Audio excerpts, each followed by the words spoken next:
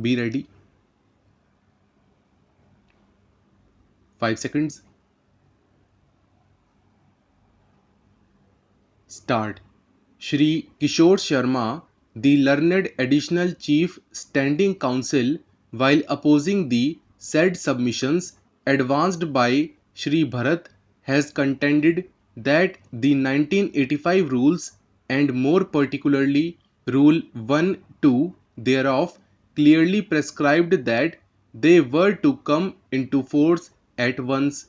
Shri Sharma consequently submits that the 1985 rules would be deemed to have come into force on 16th March 1985 itself, according to him, merely because these rules dated 16th March 1985 came to be published in the Gazette only on 31st August 1985.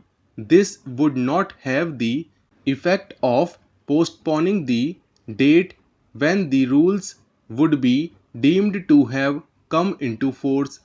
According to Shri Sharma, the use of the words at once in Rule 1-2 unambiguously establishes the legislative intent of the rules being made enforceable from the date of their making, and would therefore be deemed to have come into force on 16th March 1985 itself.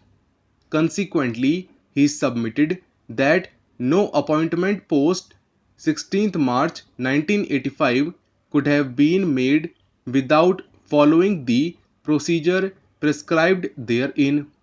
Before we deal with the primary issue canvassed before us, it becomes apposite to note that the order of termination did not rest upon this issue alone.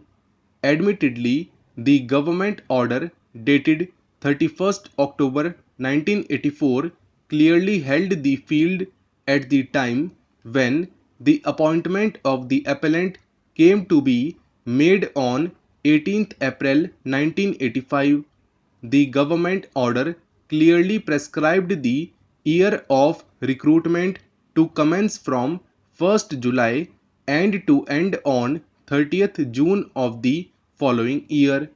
We further note that the government order dated 31st October 1984 referred to the subordinate offices, clerical staff, direct recruitment, Fourth Amendment Rules 1979, which appears to have governed the field till they were suspended in their operation by the government order dated 31st October 1984. The suspension of these statutory rules appears to have continued till the promulgation of the 1985 rules. During the interregnum, the provisions of the government order dated 31st October 1984 appears to have occupied the field and governed the subject of selection to posts in the subordinate offices in the state of UP. This government order prescribed the composition of the district selection committee and the procedure to be followed by the said selection committee while effecting appointments to posts in the subordinate offices of the state. Admittedly, the appointment of the applicant came to be made on 18th April 1985 prior to the commencement of the year of recruitment as prescribed under these rules. We note that the learned counsel for the appellant was unable to establish before us that this objection noted in the government order dated 23rd September 1985 was either unjustified or unsustainable.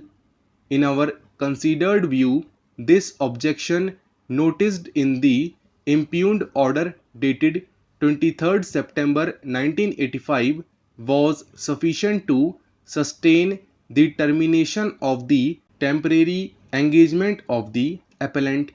However, since much argument was advanced on the issue of commencement of the 1985 rules, we proceed to deal with this contention also hereinafter. Reverting to the fact of our cases, we find that the contention advanced on behalf of the appellant must necessarily fail on the same ground. As has been noted by us in some detail, the only submission urged was that the rules would be deemed to have come into effect only from 31st August 1985 when they came to be published in the official gazette. It was not the case of the appellant that the 1985 rules framed on 16th March 1985 were not published or made known to the concerned or affected parties by any other reasonable mode of circulation or publication.